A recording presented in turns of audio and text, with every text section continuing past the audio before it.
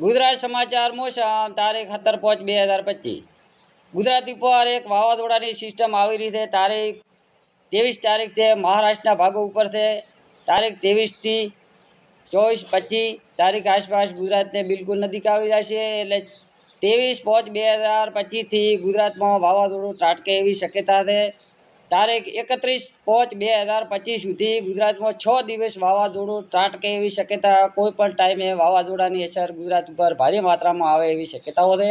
અરબી સમુદ્રમાંથી ભેજુક પવનો આવવાને કારણે આ વાવાઝોડાની સિસ્ટમ ગુજરાત, રાજસ્થાન, મહારાષ્ટ્ર, મધ્યપ્રદેશ આ રાજ્યમાં ભારે તોફાની વરસાદ થાય એવી શક્યતાઓ છે।